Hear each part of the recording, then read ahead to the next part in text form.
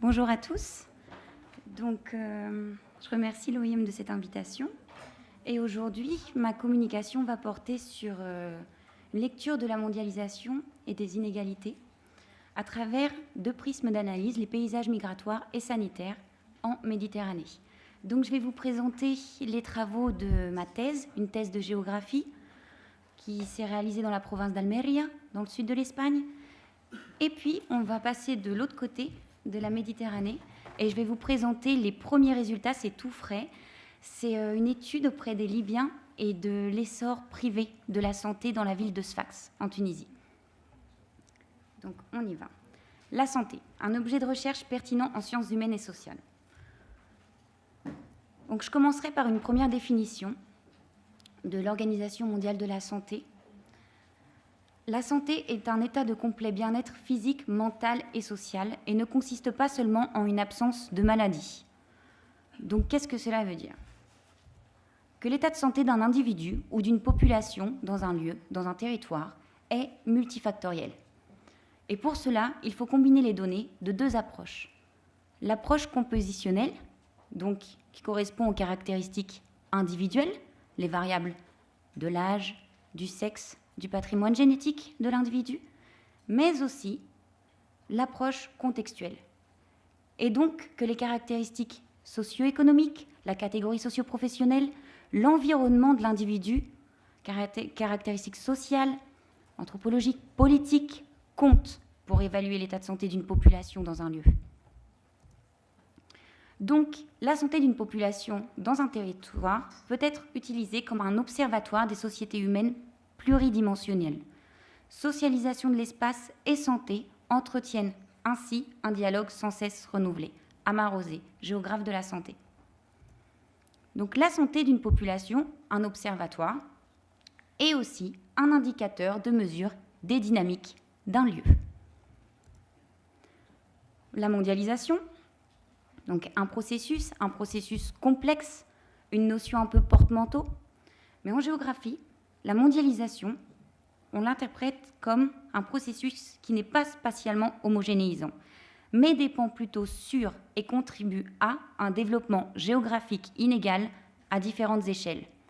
Qu'est-ce que cela veut dire ? Qu'en termes de santé, à l'heure actuelle, les inégalités d'échelle mondiale se compressent sur des échelles extrêmement fines. Les inégalités de santé sont un fait récent dans l'histoire de l'humanité. Et donc, il faut repenser les échelles des inégalités de santé. Par conséquent, le tableau sanitaire et épidémiologique mondial s'est considérablement complexifié. Nouvelle donne. On dit que l'état de santé des nations est réglé par le niveau d'intégration de leur économie à l'économie mondiale. Moore et ses collègues en 2006. C'est vrai, il existe des déterminants de santé qui sont révélateurs de logique macroéconomique. L'espérance de vie. À l'échelle du globe, espérance de vie des sociétés post-industrielles, 82 ans pour la France, je vous ai mis l'exemple de la Tunisie et de la Libye, 76 ans d'espérance de vie, et puis l'Afghanistan, 50 ans d'espérance de vie. Et là, on se pose une question.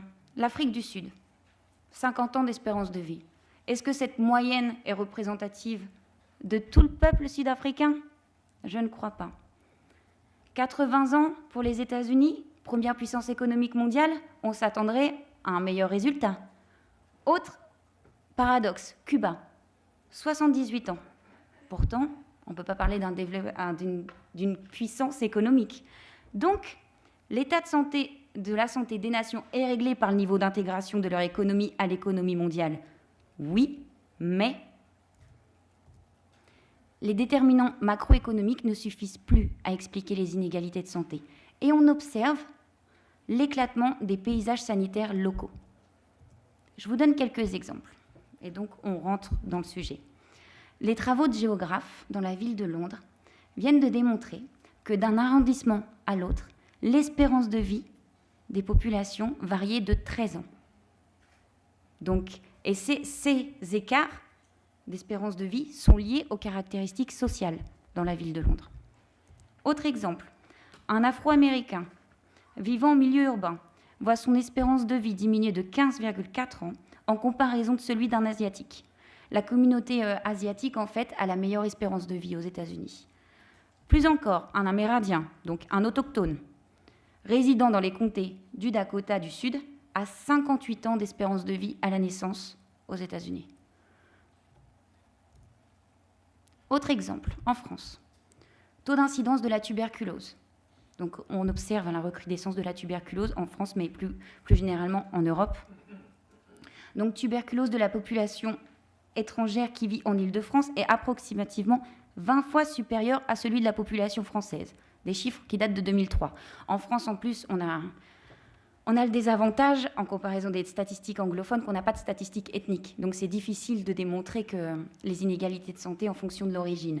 Mais en fait, ces chiffres du taux d'incidence de la tuberculose, ça concerne plus exactement un quartier de Seine-Saint-Denis, où est surreprésentée la population étrangère, certes, mais surtout où il y a une extrême pauvreté, insalubrité du logement, chômage, etc. Donc, pauvreté. Donc, les économistes de la santé publique évitent trop souvent, à tort, d'établir une corrélation avec les niveaux de développement socio-économique individuel et communautaire. Et donc, c'est pour ça qu'il faudrait commencer à appréhender donc l'approche contextuelle, compositionnelle, mais aussi multiscalaire. Il faut jouer avec ces changements d'échelle pour comprendre les inégalités de santé entre les populations majoritaires et les minorités. Donc, repenser les enjeux de la santé des migrants. Quelques constats liminaires. Bien souvent, on surinterprète l'origine du migrant et on sous-estime les caractéristiques du lieu d'accueil. Et donc, les caractéristiques socio-économiques du lieu d'accueil, l'environnement social de l'individu dans le pays d'accueil. À ce propos, Didier Fassin, anthropologue de la santé, disait que santé et migration étaient souvent des sujets marginalisés. Donc, on parle de maladies tropicales, par exemple. Donc, on s'intéressait aux pathologies singulières dont les immigrés pouvaient être porteurs, le plus souvent en raison de l'épidémiologie particulière qui caractérisait leur pays d'origine, plus rarement à cause des conditions de vie qui leur étaient faites dans le pays d'accueil. Et donc, on revient à cette histoire de tuberculose, par exemple, du taux d'incidence de la tuberculose. Ils arrivent, ils importent la tuberculose. Non. On va en parler avec les exemples sur l'Espagne après. Non. Les migrants contractent la tuberculose à cause des conditions de vie, de la pauvreté des conditions de vie, dans des ghettos urbains. Les dérives de l'approche culturaliste. Alors ça, c'est quand j'avais commencé mon master, et on me disait, mais il faut que tu regardes les faits culturels, la culture, c'est très important. Alors d'écouter, oui, il ne va pas au médecin parce que dans sa culture, on ne va pas souvent au médecin. Non. Les dérives de l'approche culturaliste expliquaient les faits de santé et les inégalités de santé par le simple filtre culturel. C'est insuffisant. Avoir un regard critique face aux données statistiques proposées. Donc ça, c'était Forbes, Evan Wright, qui, dans un article sur les minorités ethniques en Angleterre, avait écrit que le problème des recensements, c'est que bien souvent, on prenait en compte des populations officielles plutôt que des populations réelles. Et c'est d'autant plus vrai quand on traite des inégalités de santé et des problématiques sanitaires, puisque souvent, les plus touchées sont les populations vulnérables, exclues des systèmes de soins, et les populations irrégulières, par exemple. Celles-ci sont des populations réelles, mais elles ne sont pas officielles. Donc, avoir un regard critique toujours face aux statistiques qu'on vous donne. Ensuite, saisir l'hétérogénéité et la complexité des types, repenser les catégories des migrations. Ces enjeux sont souvent étudiés à partir de classifications traditionnelles de migrants, réfugiés, immigrés, migration de travail, migration pour études. Reflet de flux historiques, plus systématiquement représentatifs de la diversité des disparités qui caractérisent les migrations contemporaines. Donc, il faut faire cet effort et repenser les catégories. Ces catégories institutionnelles sont souvent pas assez représentatives des réelles conditions des paysages migratoires et sanitaires. Donc, qu'est-ce qu'on propose? Le concept de champ migratoire. Qu'est-ce que le champ migratoire? C'est comprendre la migration dans son ensemble, depuis le lieu d'origine, en passant par les lieux de transit, jusqu'au lieu d'arrivée.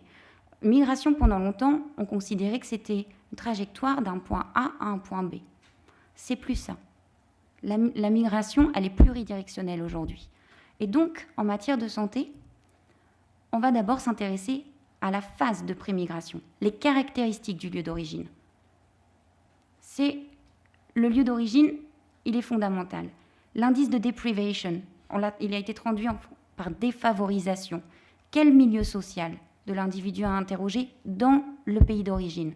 Parce que l'environnement social va également influencer le motif de départ et le type de migration. Ensuite, l'environnement social va influencer la santé du migrant sur le court, le moyen et le long terme dans le pays d'accueil. Pour les maladies chroniques et infectieuses, mais souvent aussi, cela peut expliquer taux d'incidence d'une maladie dans une zone non endémique. Si vous voulez, pendant la discussion, je pourrais vous donner l'exemple de la maladie de Chagas, qui est une maladie chronique en Amérique du Sud et qui est devenue un problème sanitaire en Espagne, qui est contrôlé, mais voilà. Phase de prémigration, caractéristique du lieu d'origine, la maladie de Chagas. Phase de transit. Il faut également se documenter sur l'itinéraire des migrants pendant la phase de transit, la durée de ces différents itinéraires, de ces lieux visités, les conditions, les ressources déployées. Donc la phase de transit, c'est l'étape entre le départ du pays d'origine et l'arrivée dans le lieu d'accueil. Donc la phase de transit n'est pas sans conséquence sur l'état de santé physique et psychologique de l'individu. Exemple de la remontée des Suds. La traversée par barque de la Méditerranée, bien évidemment que ça a des conséquences dramatiques sur l'état psychologique du migrant. Phase d'installation, l'environnement dans le lieu d'accueil. Et peut-être une des phases les plus importantes pour comprendre les inégalités de santé. L'illégalité comme facteur de risque majeur des populations migrantes, bien évidemment, puisque l'illégalité conditionne par exemple l'accès aux soins, l'accès aux structures sanitaires. Donc, il faut également s'informer sur les politiques sanitaires publiques, quel système de soins. Notion de precariousness, précarité socio-professionnelle, quel environnement socio-professionnel, type de contrat. Notion de vulnérabilité, degré de précarité des conditions de vie. Le quartier, ségrégation spatiale, mais aussi type de logement, nombre d'individus dans le logement, tous ces facteurs comptent pour comprendre l'état de santé d'un individu et les expose inégalement aux facteurs de risque de santé. Alors là, on va sur mon premier terrain de recherche. On part dans le sud de l'Espagne, on part à Almeria. Donc Almeria, province andalouse, province orientale, à peu près 650 000 habitants, et une province qui a connu une bifurcation majeure dans les années 80, 90, et même une intensification de ces transformations dans les années 2000, puisqu'il y a eu le développement de l'agriculture intensive sous serre. Je ne sais pas si vous avez entendu parler des serres d'Almeria, mais c'est le ventre de l'Europe, si vous voulez. Et, il y a eu le développement de l'agriculture intensive sous serre, qui a été tellement intense qu'il y a eu... Il faut savoir que la province d'Almeria était une des plus pauvres d'Espagne et aussi avait un des taux d'émigration les plus élevés d'Espagne.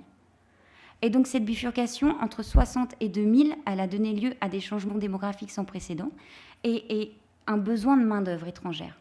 Donc l'essor de l'agriculture intensive sous serre le développement a été permis seulement grâce à la main-d'œuvre étrangère agricole, en provenance d'abord du Maroc, mais aussi de Roumanie, d'Équateur. Et puis, il y a eu le développement du secteur touristique, donc le long de la façade littorale. Donc, un changement, une bifurcation, un changement dans l'économie régionale basé sur deux secteurs d'activité opposés, l'agriculture intensive sous serre et le tourisme. Donc, hétérogénéité et inégalité des paysages migratoires. Alors, la première carte, elle vous montre comment Almeria est devenu un carrefour migratoire du sud de l'Europe. Un carrefour migratoire qui accueille, du coup, depuis un peu plus de 10 ans, mais de manière intensive, depuis 2000, des flux en provenance du Maroc pour répondre au développement de l'agriculture intensive sous serre. Donc, la proximité géographique était un avantage. Des flux de migrants travailleurs en provenance de Roumanie et une intensification de ces flux à partir de 2007 avec l'adhésion de la Roumanie à l'Union européenne. Puis des flux en provenance du Royaume-Uni avec des retraités britanniques qui viennent s'installer, qui choisissent la province pour leur parcours de fin de vie. Et des flux sous-représentés dans les données statistiques, mais une main-d'œuvre locale extrêmement visible, des flux en provenance d'Afrique subsaharienne. Donc d'Afrique de l'Ouest, Mali, Sénégal, Ghana, Mauritanie, bien sûr, et puis aussi Guinée équatoriale. Guinée-Bissau, pardon.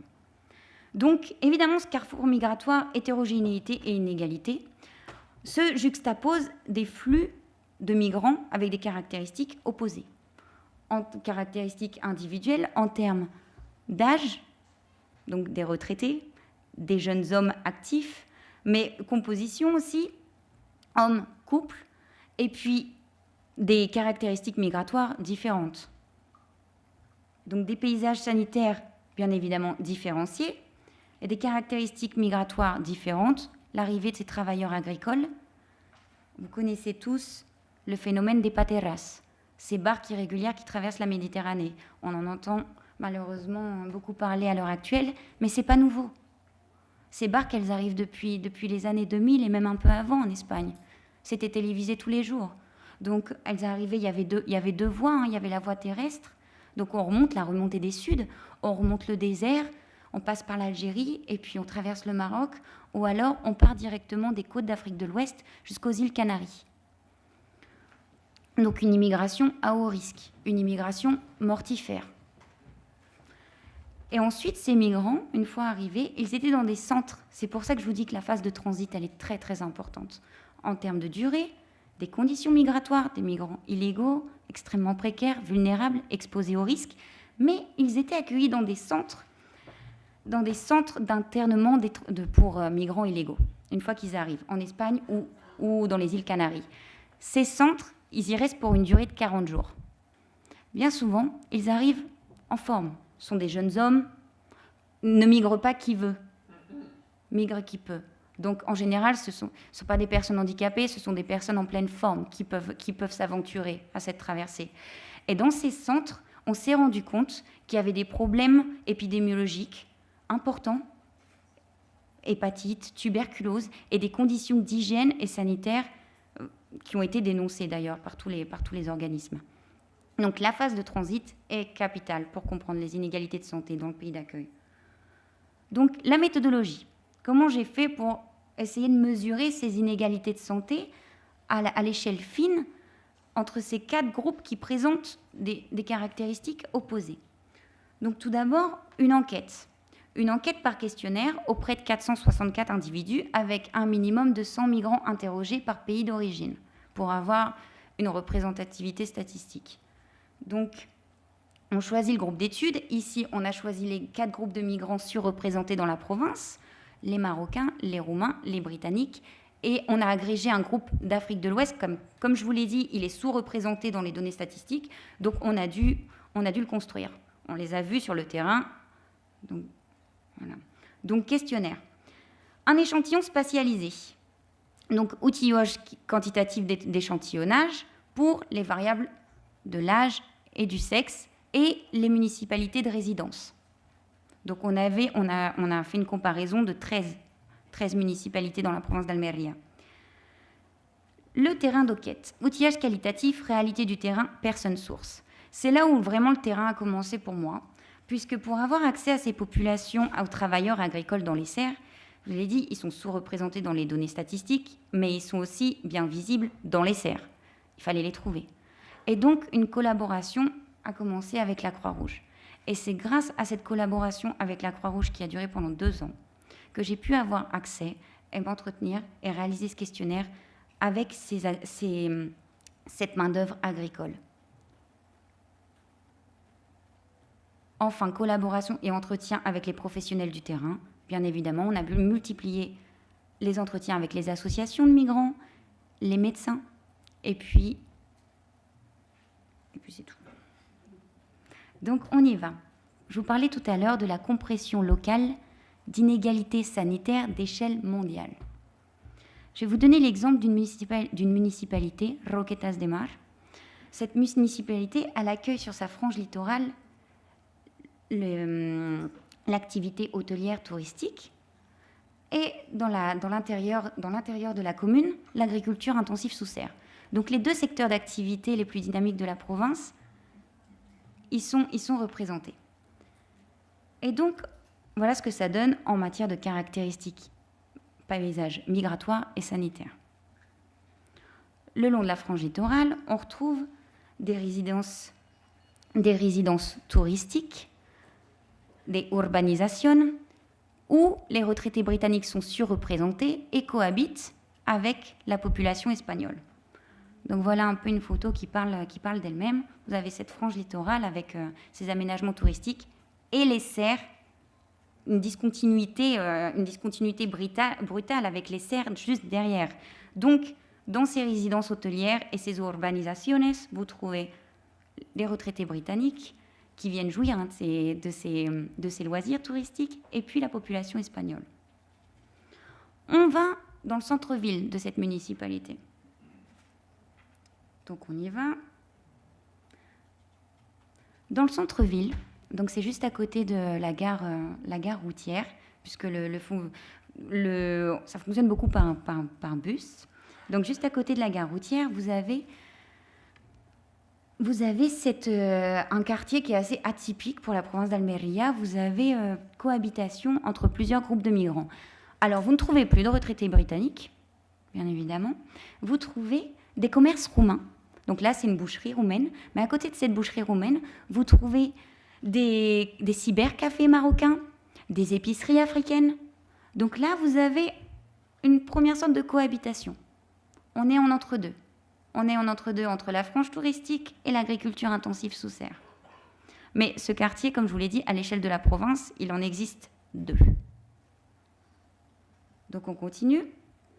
Là, on se dirige à l'extérieur du centre-ville et on se dirige vers les serres. Vieux et nouveau ghetto urbain. Pendant les années franquistes, pendant la dictature franquiste, il avait prévu 500 viviendas. C'était des blocs comme les banlieues françaises qu'on connaît, des blocs qui devaient héberger 500 familles espagnoles. Le 500 viviendas aujourd'hui, il accueille 8000 à peu près, parce que ça peut être, je vous dis, ces terrains, c'était entre 2011 et 2013, mais à peu près 8000 migrants d'origine subsaharienne, avec les caractéristiques du ghetto. Insalubrité du logement, chômage, illégalité administrative aussi.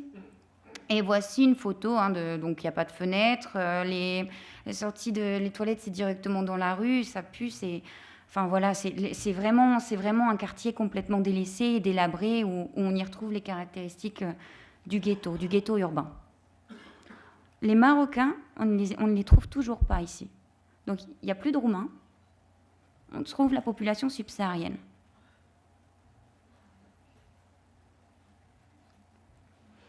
Et là, on se retrouve directement dans les serres et on va dans une zone qui s'appelle les disséminés, qui sont très très présentes dans la province d'Almería. Les disséminés, ça veut dire des zones non urbanisées, d'accord ? Et donc des processus de marginalisation importants. Dans ces disséminés, on y trouve des bidonvilles. Alors là, vous avez l'image d'un cortijo. Un cortijo, c'est une ferme qui a été abandonnée dans les années 80 par les fermiers espagnols. Et les migrants s'installent, donc les primo-arrivants, fraîchement arrivés et illégaux, mais pas seulement. Les migrants qui, suite à la crise économique, ont perdu leur emploi, retournent dans les serres, retournent dans ce type de logement, sans eau, sans électricité. Donc vous pouvez imaginer les conditions de vie. Probablement que ces migrants, c'est pas probablement, ils disaient, ils vivaient pas d'une telle manière dans le pays d'origine. Et ça, c'est un cortijo, mais je vais vous montrer après, il y a aussi les chabolas. Les chabolas, ce sont des habitations construites en plastique qui recycle des serres. Pareil, sans eau, sans électricité. Donc ces habitats, dignes de bidonvilles, caractéristiques des bidonvilles, sont disséminés, marginalisés. Donc qu'est-ce qui se passe en termes de paysage sanitaire ? Eh ben, on retrouve des problématiques épidémiologiques, évidemment, recrudescence de la tuberculose, mais aussi maladies infectieuses telles que le sida, la syphilis à Almeria, a un taux de recrudescence qui est bien supérieur à la moyenne, 3 fois, 4 fois supérieur à la moyenne nationale, on va en parler après. Donc des caractéristiques, des paysages sanitaires caractéristiques de la pauvreté. Voyez-vous ? Alors que sur la frange littorale, vous avez des nouveaux cabinets de médecins privés. On parle anglais, on parle allemand, on peut vous aider. Vous voyez ?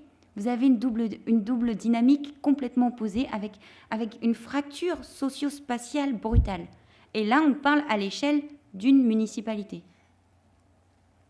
C'est pour ça que j'ai intitulé cette diapo « Différenciation et hyper-différenciation, spatiale, sociale et sanitaire ». Des enjeux migratoires, sociaux et sanitaires opposés à l'échelle fine. Compression des inégalités mondiales à l'échelle locale. Sanitarisation des problèmes sociaux liés aux migrations, programme spécifique dans les assentamientos. Alors, comme je vous l'ai dit, la province d'Almeria a eu des problèmes en termes de maladies infectieuses, tuberculose pulmonaire, hépatite, syphilis. En réponse à ça, et là c'est pour les professionnels de la santé, il y a une équipe de l'hôpital del Poniente, qui est dans la commune d'El Herido, qui est le front pionnier de l'agriculture intensive sous serre, qui a ouvert un programme dans les années 2000 parce que les médecins, professionnels de terrain et directement sur le terrain, ils ont pris conscience qu'il y avait des enjeux de santé publique très importants. Et donc, ils ont ouvert des unités, maladies tropicales, j'aime pas trop l'intituler, et pour la tuberculose pulmonaire, maladie infectieuse. Et donc, qu'est-ce qu'ils ont commencé à faire ? Bien évidemment, gratuité des soins, mais ça, en Espagne, c'était depuis 2000 et 2003, les migrants illégaux avaient accès à la santé et à l'éducation à partir du moment où ils s'enregistraient sur le registre municipal de la commune de résidence. Donc ça, c'est quand même quelque chose d'assez incroyable en Europe. Et donc, accès aux soins et à l'éducation. Mais le programme, il y allait plus loin. Ils ont été apporter le traitement de la tuberculose dans les serres, dans ces disséminés. Et ça, c'était une mesure vraiment petite à l'échelle locale, mais qui a eu des impacts très très importants sur le taux d'incidence. Le taux d'incidence de la tuberculose, il a réellement diminué entre 2000 et 2010. Ils ont aussi fait d'autres stratégies parce qu'un migrant qui vient à l'hôpital, il n'a pas de moyen de transport. Le bus, ça met 3 heures pour l'avoir fait avec eux, pour essayer. Le transport public, parce qu'ils peuvent s'offrir que les transports publics. Le bus, ça mettait 3 heures pour aller à l'hôpital. Autant vous dire, faut pas être très très malade, faut être en forme. Parce qu'il faut le faire, ce voyage en bus, quand vous êtes très très malade. Donc qu'est-ce qu'ils ont fait aussi ? Ils ont fait en sorte que la visite médicale, les analyses de sang, tout soit fait sur la même journée, pour que quand le migrant repart le soir, il ait son traitement le jour même. Voilà, des petites mesures qui ont tout changé. Autre chose, les médiateurs culturels. Dans les centres de soins primaires, donc c'est là où vous allez, la porte, c'est un peu comme en Tunisie, c'est la porte du système de soins en Espagne, et dans les hôpitaux, ils ont mis en place des médiateurs culturels qui parlent arabe et français pour faciliter la communication entre le médecin et le patient. Donc voilà, quelques mesures que ces médecins ont mis en place et qui portent leurs fruits. 10 ans après, on ne peut pas avoir des résultats. Voilà, il va falloir attendre sur le long terme, mais sur le moyen terme, en tout cas 10 ans après, on voit vraiment les résultats positifs de ces petites actions. D'ailleurs, qui sont pionnières en Espagne. Il n'y a c'est eux qui ont monté ce programme et c'est les seuls à l'avoir fait. Autre chose, ils ont collaboré avec la Croix-Rouge. La Croix-Rouge a apporté des aides humanitaires, mais pas seulement. On a commencé à faire des ateliers de prévention pour le sida, mais aussi pour l'hépatite B. On a commencé à faire de l'accompagnement et du suivi médical avec les migrants. Et donc, dès qu'on dépistait un cas de tuberculose ou d'hépatite ou de sida, on accompagnait les migrants. Et puis après, on essayait de dépister, vu que dans ces logements, ils sont en moyenne... Ça changeait du matin au soir, mais on peut dire entre une moyenne de 20 individus à vivre dans ces fermes abandonnées. Parfois, ils étaient 30 Ghanéens, plus. Donc, c'est dans ces fermes abandonnées, toujours sans eau, sans électricité. Donc, évidemment qu'une fois qu'on dépistait un cas, il fallait aller très très vite. Mais tout ça s'est fait en collaboration entre les associations des migrants, les médecins et la Croix-Rouge, qui joue un rôle de médiateur remarquable dans la province.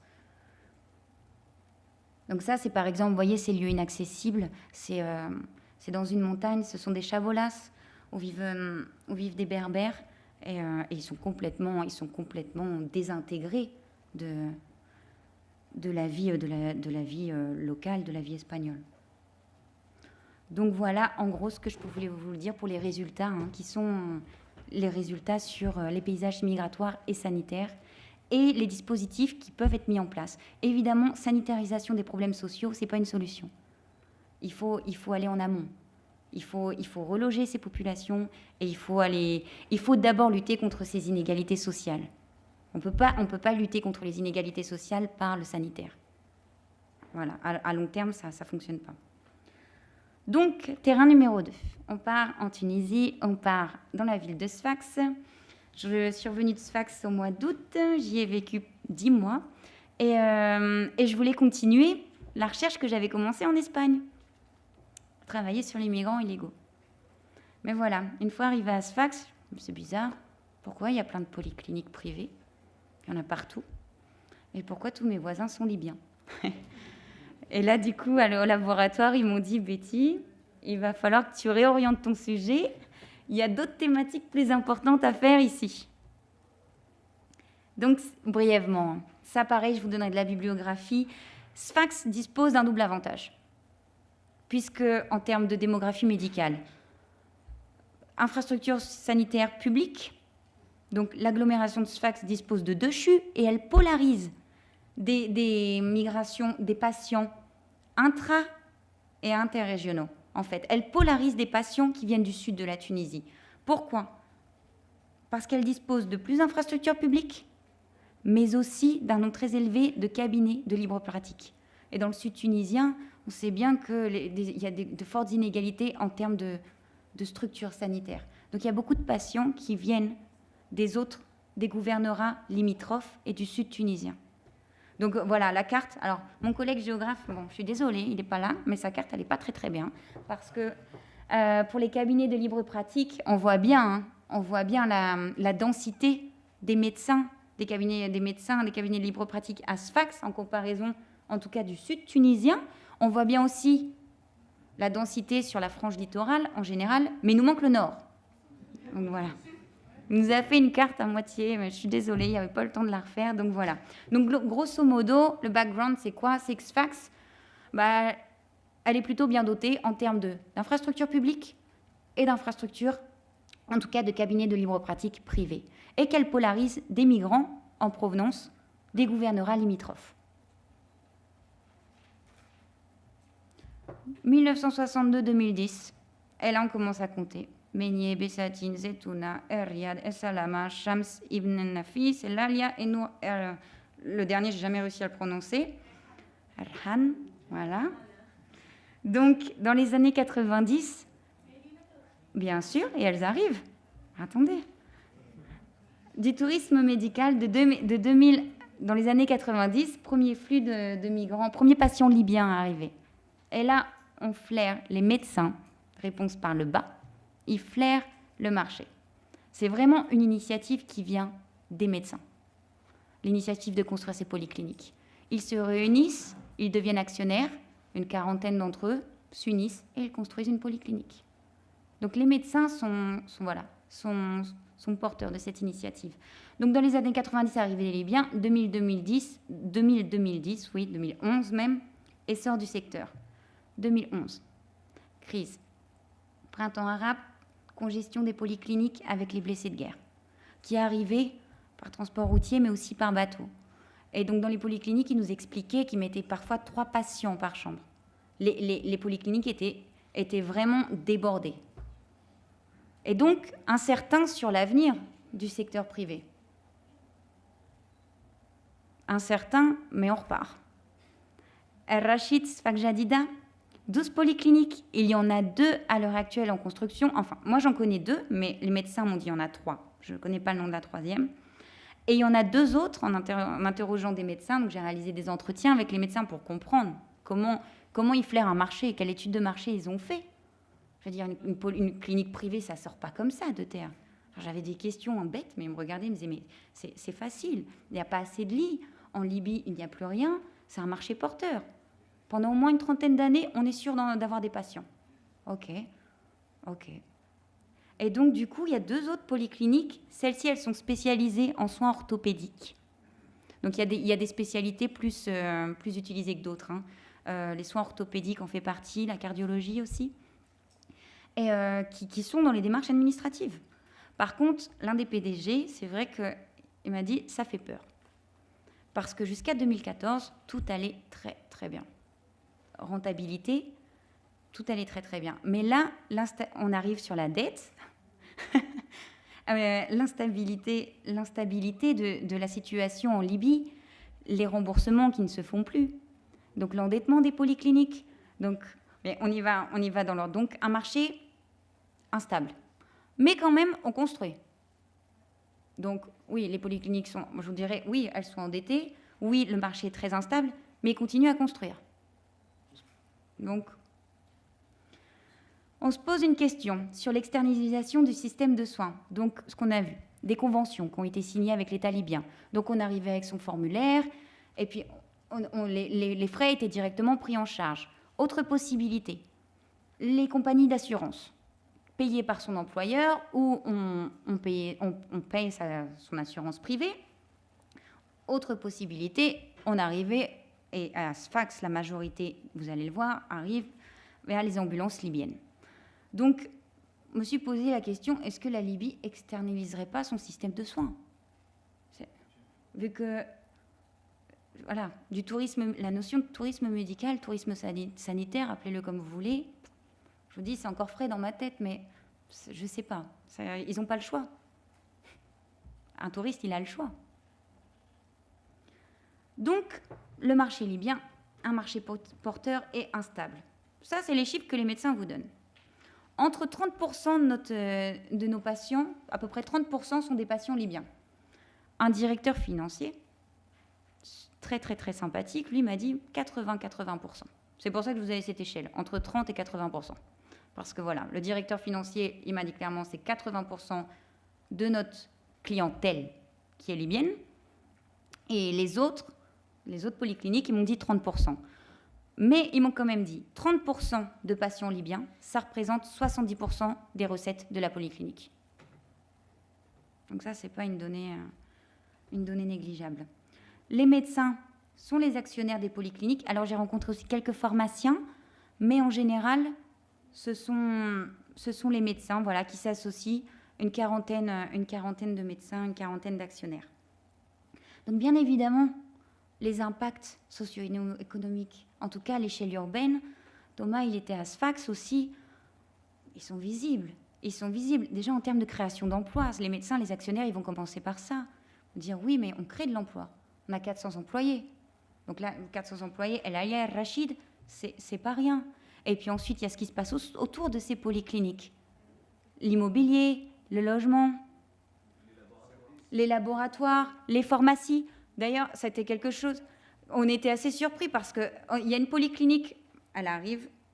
Alors, la dernière, je vous montre ça tout de suite. Donc, l'endettement des polycliniques depuis 2011, qui n'ont toujours pas été payés. Mais là encore, ce que je vous dis, un endettement de plusieurs millions, mais ils continuent à recevoir les patients.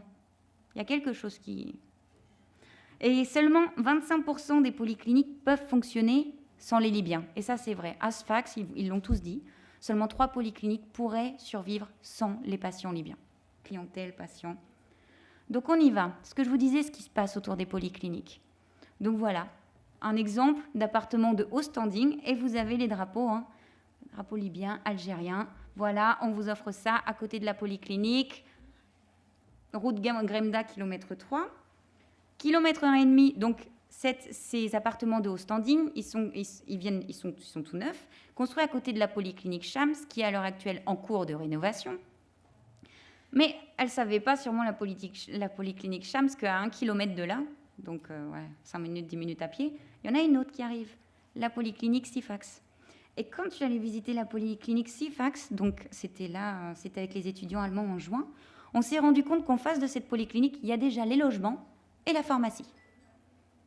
Il n'y a pas encore de polyclinique, mais il y a déjà tout ce qu'il faut pour préparer le terrain. Et ça, c'est un problème que j'ai eu dans les... Alors, je vous ai dit, c'était une enquête exploratoire. Je commence seulement sur ce sujet. Et voilà, je peux me rendre compte de les limites de mon enquête. C'est qu'on a interrogé 205 patients libyens. Ça arrive par la suite. C'est qu'il y en a beaucoup qui me répondaient qu'ils louaient une maison. 30 dinars, 40 dinars la nuit. Donc, c'est déjà une somme. Mais alors, ma question, c'est... Il y a des maisons, il y a des villas, c'est vrai. Mais moi, tous mes voisins, ils vivaient dans ce garage-là, pour quelques jours. Donc, voilà, une des limites de mon enquête. Quand ils me répondent maison pour 30-40 dinars, est-ce que c'est ce garage-là?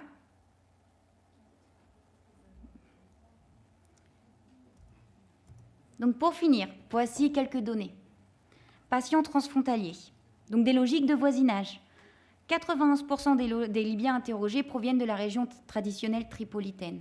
Donc voilà, du nord des régions voisines, proches de la frontière. Il y a eu quelques patients qui venaient de Benghazi et aucun patient qui venait du sud de la Libye. Les liens familiaux, sociaux, on y arrive. 86,8% des interrogés répondent venir à Sfax pour se faire soigner. Donc le motif, c'est vraiment les soins. La proximité géographique de la ville et les compétences des médecins. C'est ce qu'on leur demandait. Quels sont les motifs qui vous font choisir la Tunisie et Sfax? Proximité géographique et compétences des médecins. Mobilité des patients libyens, séjour de courte durée. Donc un peu plus de 62% qui répondent être là depuis moins d'une semaine. Et en fait, ça a été une information validée aussi par les médecins qui me disaient, mais bien souvent, moi, ils m'appellent la veille, ils sont encore en Libye, ils arrivent le lendemain, ils sont là pour consulter et puis ils restent 2-3 jours. Donc il y a vraiment une mobilité. Les résidents, c'est quoi, 300, je sais pas, Thomas, tu me compléteras, mais 300 familles, à peu près, le consulat libyen. Donc voilà, et pourtant, ils sont bien présents à Sfax, mais c'est des gens mobiles qui viennent pour se faire soigner. Avant 2011, ils vous répondaient, ils le soulignaient dans l'enquête. Avant 2011, je faisais aussi du tourisme. Je venais me faire soigner, mais je venais aussi faire du tourisme. Maintenant, ils répondent les soins. Impact économique sous-estimé, l'économie souterraine. Le locatif à la nuitée, comme je vous ai montré avec le garage. Donc voilà, ça dépend de 30 dinars à 65 dinars par jour, en sachant que ceux qui répondaient 65 dinars, c'était dans les centres-villes. Donc, inflation du locatif liée à la nouvelle demande, les guides, le réseau des guides. Donc ça, c'est un impact du réseau informel, ces guides qui accompagnent les Libyens jusqu'au cabinet de libre pratique ou à la polyclinique. Et j'étais assez... On pourra discuter après? Super. Donc, les guides, c'est juste les résultats des questionnaires. Les guides, donc, il y a eu une affaire à Sfax cette année. Je ne sais plus combien de médecins ont été écroués justement pour avoir employé ces guides, parce que c'est légal. C'est de la concurrence déloyale. Mais quand même, dans l'enquête, 42% des interrogés répondent avoir d'abord eu recours à un guide. C'est une donnée encore.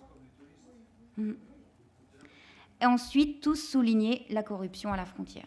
Évidemment, si on laisse un bakshish, Arras, j'ai dire, plus on paye, mieux on paye, plus on passe vite. 30 dinars à peu près, c'est la somme versée. Alors là, je me disais, c'est peut-être comme le timbre qu'on doit payer, mais bon, bref, voilà. Les Libyens représentent des groupes de population hétérogènes, désolé, il y a une faute, pour la prise en charge des soins. Donc, les Libyens, c'était un des premiers entretiens avec une jeune Libyenne que j'avais eue, et elle m'avait dit, mais madame, Libyen, ça veut rien dire. On est tous différents. Moi, je suis libyenne. Alors elle, par contre, elle vivait à Sfax, elle était étudiante. Je ne parle pas aux autres Libyens. On est dans notre bulle. Et donc, il faut bien faire attention à se méfier des stéréotypes et de ces catégories du Libyen avec sa belle voiture qui loue la villa. Et en fait, non, ça regroupe des populations vraiment hétérogènes. Et je pense qu'il y a un travail énorme, un chantier, j'ai envie de dire, qui reste à faire sur la question, mais que... Il y a les Libyens, justement, qui entretiennent des liens familiaux proche, alors on en a eu dans l'enquête, réseau familial en Tunisie, donc le réseau. Il y a les Libyens en termes de soins qui bénéficient des aides de l'État. Eux, ils ont des aides qui varient, qui aussi entre 900 et 6 000 dinars, donc ils ont une situation quand même assez confortable, mais c'est une minorité. Il y a les Libyens qui financent le séjour médical grâce à des ressources personnelles et qui vous disent que c'est difficile. Ils vous disent que c'est difficile, ils vous disent que la prise en charge, les soins sont beaucoup trop chers, et cela représente 81% des enquêtés. Donc, ils sont vulnérables, mais ils ne sont pas en Tunisie. Et les proches du régime Kadhafi. Donc, encore un autre groupe de migrants, de population. Donc, des difficultés croissantes apparaissent. Ça, c'est un peu en termes de conclusion. Le refus du paiement via les assurances. Les polycliniques, donc le surveillant général d'une polyclinique me l'a clairement dit, mais dans l'enquête, les patients libyens me l'ont dit aussi, même s'ils bénéficient d'une assurance privée, on refuse maintenant dans les polycliniques qu'ils donnent de remplir le formulaire. Ils doivent payer par cash. Et donc, en espèces. Et donc, du coup, encore une fois, des impacts socio-économiques sous-estimés. Ce que je vous dis, sur ces polycliniques endettées, mais on ne sait pas vraiment l'argent qui rentre. Donc, perspective, suite à ces deux terrains, en guise d'ouverture et de discussion, prendre du recul par rapport aux données officielles, notamment les migrants illégaux et les populations mobiles. La santé, c'est un sujet délicat, parce que ça relève de la dimension du privé, de l'intime, mais aussi du public, du politique. Migration et santé, un sujet politisé. Collaboration nécessaire dans ce type d'études, en tout cas. Je pense que les collaborations sont nécessaires avec les professionnels du terrain, voire même indispensables. On ne peut pas obtenir des données, on ne peut pas savoir ce qui se passe auprès des populations réelles, et aussi des problèmes sanitaires réels sans les associations, sans les médecins. Il faut diversifier les entretiens et le type d'acteurs. Pas de généralisation simpliste. Là, je fais référence aux Libyens, mais je fais aussi référence aux migrants illégaux dans le sud de l'Espagne. Des stratégies variables selon les groupes de migrants interrogés.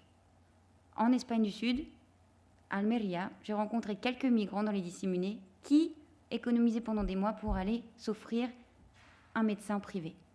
Et donc, ce que je veux vous dire, c'est que la situation, elle est complexe, les groupes sont hétérogènes, et donc il faut éviter de tomber dans les stéréotypes et les généralisations simplistes, et il faut aller au-delà, et je pense que tous ensemble, académiciens et professionnels de terrain, on peut arriver à faire quelque chose.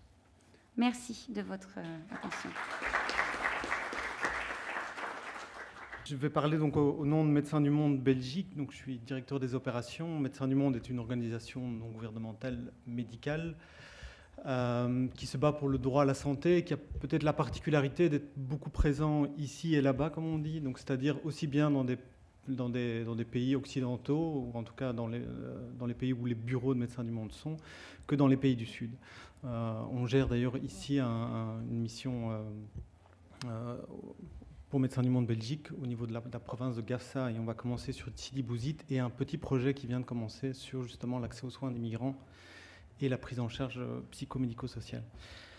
L'objectif de ma présentation sera plus généraliste par rapport à des chiffres de nos consultations, mais pour un peu cadrer pourquoi les migrants ont des vulnérabilités en santé plus spécifiques, et je reprendrai d'ailleurs des éléments qui ont déjà été dits par ailleurs. Donc, très généralement, mais j'imagine qu'on vous en avait déjà parlé cette semaine, pourquoi migre-t-on ? Il n'y a pas une raison, souvent elles sont multiples et variées, souvent elles s'additionnent, et donc, comme vous l'avez conclu, chaque situation est particulière, on peut difficilement généraliser, et il y a toute une raison pour laquelle on va d'un point A à un point B, et le comment on va à ce point A, à ce point B est aussi important. Ces cartes-là, vous les connaissez, elles risquent malheureusement, vu la situation, de devoir être révisées fortement à la hausse. Ce que je trouve intéressant, c'est qu'on parlait beaucoup de populations de migration irrégulière en séjour irrégulier. Les estimations au niveau de l'Union européenne, on parle de 1,9 à 3,8 millions de personnes en situation régulière. Avec moi, avec mon focus sur la Belgique, on est entre 50 et 150 000 personnes. Donc, c'est des chiffres qui sont finalement assez marginaux, mais qui posent énormément de soucis d'intégration dans les systèmes de santé. Alors, pourquoi les gens migrent? Et ça, c'est un débat politique sur lequel nous, on revient souvent, parce que, notamment sur l'ouverture de l'accès aux soins, il y a beaucoup de politiques qui vous disent, oui, mais si on est un peu trop généreux dans l'accès aux soins, on va avoir le fameux effet d'attraction, et donc les gens vont venir vers nous pour venir se faire soigner. Alors nous, dans nos consultations, on demande chaque fois aux patients pourquoi vous êtes venu en Belgique et surtout, est-ce que vous aviez connaissance de votre état de santé avant de venir? Et donc là, on peut voir que dans les chiffres, il n'y a que 1,6% de personnes qui disent une des raisons d'avoir migré, c'est pour des raisons personnelles de santé. Donc c'est vraiment minoritaire par rapport à la migration, on va dire, globale. Le fameux tourisme médical, il est plutôt dans l'autre sens, il est plutôt via les polycliniques au Liban, par exemple, en Hongrie, qui est fortement à l'actualité aujourd'hui. Donc il y a énormément d'Européens qui vont se refaire des dents en Hongrie, puisque le service est beaucoup moins cher et de qualité. Donc et là, au Liban aussi, c'est un vrai tourisme médical, donc qui allie tourisme et opérations chirurgicales, esthétiques et autres. Donc voilà, la raison médicale, le tourisme médical, en tout cas dans l'effet d'attraction est un mythe, donc n'ayez pas peur d'avoir un système d'accès aux soins ouvert. Ce n'est pas pour ça que ça va amener plus de migrants. Par contre, fermer l'accès aux soins pose plus de problèmes de santé au niveau global, au niveau de risque de santé publique et autres. Alors, les déterminants de santé, ça c'est un fameux graphe qui montre la complexité de qu'est-ce qui fait la santé d'un individu. C'est en fait toute une série d'indicateurs, donc c'est beaucoup plus complexe que simplement aller voir un médecin. Donc il y a toute une série de facteurs qui s'entrelient, qui s'entremêlent, qui s'additionnent. Donc il y a l'éducation, la famille, le revenu, les contacts sociaux, le stress dans la vie courante. Il y a les ressources physiques internes. Et on voit que les soins c'est le petit carré rouge, là, ne sont qu'une toute petite partie de la santé d'un individu et qu'il y a la santé évidemment beaucoup plus complexe et beaucoup plus interreliée avec plein de facteurs différents. Globalement, sur les études qui existent en termes de modélisation, et je suis désolé s'il y a des médecins dans la salle de vous décevoir, le système de soins de santé n'est pas si important dans l'état de santé d'une population, en fonction le système de soins de santé n'influence que 10 à 15% l'état de santé d'une population. Donc la plus grande partie, c'est les conditions socio-économiques, culture, formation, alimentation, emploi, revenus. Il y a une partie qui sont les prédispositions génétiques des personnes et il y a une partie qui est liée plutôt à l'environnement et à l'écosystème. Alors c'est des études qui sont liées par rapport à l'Europe occidentale. Il y a différentes études parfois on va dire les pourcentages varient un petit peu, mais globalement, on ne monte jamais au-dessus de 25% de l'influence du système de santé, du système des soins de santé sur l'état de santé d'une population. Par contre, les déterminants sociaux de la santé ont évidemment un impact sur la santé des personnes, et donc les inégalités sociales de santé amènent des mortalités spécifiques plus élevées, on en a parlé. Donc, les espérances de vie, par exemple, d'une population sans-abri sur Bruxelles est autour de 43 ans. Donc, c'est des espérances de vie quand même fortement dégradées par rapport à la population générale. Et alors, on peut voir qu'il y a des prévalences de mortalité plus grandes sur des pathologies particulières, cirrhose du foie, cancer du sein, suicide. Il y a des diminutions de chances de survie en fonction des classes sociales. Donc, une personne qui a un cancer, notamment un cancer du sein, si elle vit dans un milieu socio-économique faible, elle a plus de chances, un plus grand taux de mortalité que les autres groupes. Et c'est vrai aussi pour d'autres maladies. Et alors, il y a le risque plus élevé. Il y a une corrélation entre les prématurés et le niveau socio-économique des personnes. Donc, globalement, les inégalités sociales de santé sont dues à des facteurs autres que le système de soins de santé, mais il y a évidemment un impact sur le système de soins de santé puisqu'ils sont plus à risque pour une série de pathologies. Alors pour les migrants, pour avoir un peu un modèle simplifié, pour expliquer pourquoi, de nouveau, c'était un peu une généralisation, mais pourquoi il faut faire des choses un peu particulières avec une population migrante qui a souvent un niveau socio-économique plus bas. On a identifié quatre axes. Pourquoi il y a des facteurs différents. Il y a des expositions et des prévalences sur certaines maladies qui sont différentes par rapport à la population générale. Il y a, et là je pense qu'on l'a déjà démontré, des conditions socio-économiques, des conditions de vie fortement différentes. Il y a un accès difficile aux soins. Et il y a tout ce qui est la santé mentale, ou en tout cas le trauma de l'exil, qui est le trauma vécu dans le pays de départ, de transit, et dans le pays d'arrivée, ou le pays d'accueil. Juste une petite parenthèse, globalement parlant, la migration emmène aussi ce qu'on appelle le healthy effect, c'est-à-dire que les migrants sont souvent des populations jeunes, qui donc ont un effet global sur l'état de santé d'une population, souvent positive. Et donc, globalement, des pays qui ont accepté beaucoup de migrants, on voit en fait l'état de santé de la population qui s'améliore. Ce healthy effect, ce qu'on remarque nous dans nos consultations, c'est que les migrants viennent consulter après 3-4 ans. Donc en fait, vu la condition d'accueil, par exemple, qu'on offre en Belgique, en fait, la population se dégrade très très rapidement, puisqu'elle vit en séjour irrégulier, dans des réseaux informels, dans des conditions socio-économiques très dures. Et donc, globalement, ce healthy effect n'est présent que les premières années, et puis elle se dégrade fortement.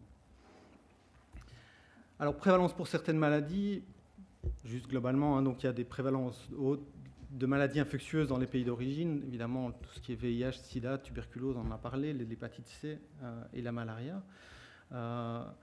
Donc si on regarde la carte, évidemment, quelqu'un qui viendrait du Zimbabwe et d'Afrique du Sud a plus de risques d'avoir le VIH. Donc c'est-à-dire que le système de santé doit s'adapter par rapport à ça, c'est-à-dire doit prendre en compte ce facteur-là.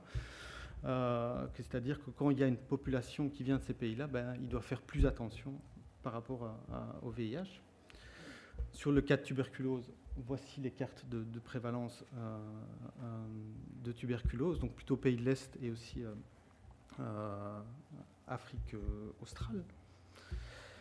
Hépatite C, donc là il y a des gros taux de prévalence en Égypte, mais aussi en Tunisie, je vois. Donc c'est des choses, évidemment aussi à prendre en compte vu que c'est une maladie infectieuse, à prendre en compte dans les systèmes de santé. Et alors il y a certaines prédispositions génétiques quand on dit risque de diabète 2,5 fois plus élevé chez les femmes maghrébines, ce n'est pas vraiment des prédispositions génétiques, c'est surtout en fait quand les femmes maghrébines, notamment du Maroc, en tout cas il y a une étude sur Bruxelles qui l'a montré, en fait elles importent, vu qu'elles ont un taux socio-économique plus faible, elles ont un niveau de vie qui amène plus de risques de diabète globalement, vu les habitudes alimentaires notamment. Et alors, certains facteurs socioculturels, certaines habitudes alimentaires, peu de sport, certaines pratiques traditionnelles nocives, les mutilations génitales féminines, mais il y a aussi quelque part des bonnes pratiques de santé, notamment la défense de l'alcool, qui permet quand même de ne pas avoir tous ces problèmes liés à l'alcool. Le trauma de l'exil. Très rapidement, aujourd'hui on est au feu de l'actualité, on ne quitte évidemment souvent pas son pays pour son plaisir. Et donc, globalement, comme on l'a déjà dit, il y a les souffrances traumatiques qui sont les violences vécues dans le pays d'origine, les violences subies sur le trajet migratoire. J'imagine que vous avez vu les images de la frontière hongroise hier. Donc cette violence qui est subie même en voulant simplement chercher refuge en Europe, avec des violences de force de l'ordre, mais aussi des violences sexuelles envers des femmes et des jeunes. Et puis, Après l'arrivée en Europe, il y a les mots de l'exil qui sont quelque part toute la problématique de l'accueil qui n'existe pas. Il y a la peur et l'incertitude, vu souvent le manque de situations administratives stables. Il y a une discrimination, xénophobie. Cette photo est une photo d'un migrant en Grèce, donc une personne qui a été violentée par le parti néo-nazi L'Aube dorée. Il y a de l'exploitation, puisque c'est des gens qui vivent dans des réseaux informels, des économies informelles, la violence domestique, etc. Et il y a un énorme isolement avec très très peu de support social. En tout cas, ça dépend des communautés présentes, mais pour beaucoup de communautés, il y a vraiment un isolement social fort. Alors, les conséquences sur la santé mentale, ça peut être des stress post-traumatiques, des signes dépressifs, l'état anxieux, des douleurs chroniques, des problèmes psychosomatiques. Et puis alors, on rentre dans des surconsommations d'alcool, de drogue, de médicaments. Il y a énormément de ce qu'on appelle des polytoxicomanes dans la population en situation irrégulière, des gens qui consomment un peu de tout et qui sont extrêmement difficiles après à récupérer. Les conditions socio-économiques, on en a un peu parlé. Donc globalement, c'est des chiffres qui viennent de la Belgique, mais donc, dans les taux de chômage, on a donc 6% de personnes qui sont d'origine belge et 26% qui sont d'origine maghrébine. Donc il y a de facto des biais en fait, sur la situation socio-économique, plus de difficultés à trouver du travail, etc. etc. Des bas salaires. Il faut savoir qu'aujourd'hui, le salaire médian d'une personne en situation irrégulière en Belgique est de 150 € par mois. Donc on est quand même dans des seuils en dessous du seuil de pauvreté très très fort. Des problèmes sociaux, problèmes de langue, peu scolarisés, et des conditions de vie avec des logements précaires ou temporaires. 49% de nos patients vivent ici et là-bas, donc ils changent en fait tous les mois de logement en fonction un peu des solidarités. Ils logent un peu en rue, ils logent un peu dans des structures pour sans-abri, etc., etc. Donc ça, c'est des chiffres sur les répartitions des salariés par niveau de salaire et d'origine. Globalement, on voit que en fait, les étrangers gagnent sont moins salariés que les autres populations et ils sont plus des bas salaires en fait que les autres que les Belges. Et donc le type de logement, ce que je vous disais, donc il y a 51% de gens qui vivent dans des appartements et les autres en fait sont vraiment des logements très précaires, en tout cas instables et qui ont un impact fort sur leur santé. L'accès difficile aux soins, autre grosse inégalité sociale de santé. Alors l'accès aux soins, ce n'est pas que la couverture, ce n'est pas que qui paye le soin, c'est aussi toute une série d'autres facteurs que j'ai résumés ici. Ça peut être une mauvaise expérience à l'hôpital, ou en tout cas avec un professionnel de santé, quelqu'un qui va aux urgences et qui ne sait pas s'exprimer dans la langue et qui se fait refuser le soin au niveau de l'accueil. Et donc tout d'un coup, il perd confiance dans la structure de santé et puis ne va plus. Il y a la notion de l'information, je ne sais pas où aller, je ne vais pas à l'endroit où je devrais être. C'est vrai que, notamment en Belgique, le système de santé est un peu complexe. Il y a des médecins généralistes, il y a des cliniques, il y a des systèmes d'urgence, il y a des centres mère-enfant, il y a des plannings familiaux. Donc tout ça, c'est bien, mais en même temps, c'est assez compliqué pour la personne elle-même de savoir où exactement elle peut avoir une réponse à sa demande.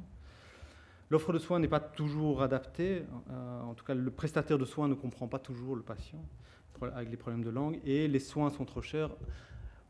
C'est spécifique à la Belgique. On a une part patient, donc la part financière que le patient doit payer pour avoir la consultation, qui est une des plus élevées d'Europe. Parce qu'on a l'impression qu'en faisant payer les patients, on responsabilise les patients sur sa santé. Qui est un peu une illusion, mais on en parlera peut-être après. Donc tous ces facteurs, de nouveau, s'additionnent, et donc M. X devient exclu des soins, ou vit des ruptures de soins, ou vit des refus de soins, mais de facto, il n'arrive pas à rentrer dans le système de santé. Donc voilà, ça c'est des statistiques que l'on sort de nos consultations. C'est assez global au niveau européen. Donc c'est plus de 60% des patients qu'on rencontre ont vécu des obstacles à l'accès aux soins. Et ça, c'est spécifique à la Belgique. Les raisons pourquoi ils ont vécu des obstacles, c'est parce qu'ils ne connaissaient pas le système de santé et ils ne comprennent pas le système ni ses droits. Et puis après, la deuxième raison, c'est que le système est trop cher. Souvent, dans les autres pays européens, la raison de la consultation trop chère est la plus élevée par rapport aux problématiques d'information. Alors, qu'est-ce qu'un système de santé, ou qu'est-ce finalement une société peut faire pour lever ces inégalités sociales? Quelques pistes de solutions. Sur les expositions et susceptibilités pour certaines maladies, on investit trop peu dans les systèmes de santé au niveau des actions de prévention. Et donc, il faut investir dans la promotion de santé avec des programmes et des campagnes adaptées.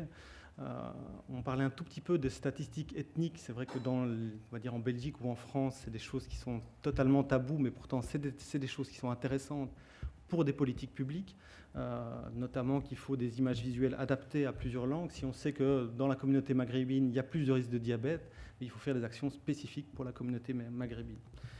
Mais ce sont des choses qui demandent des grands débats de société, puisqu'il y a pas mal de tabous par rapport à ça.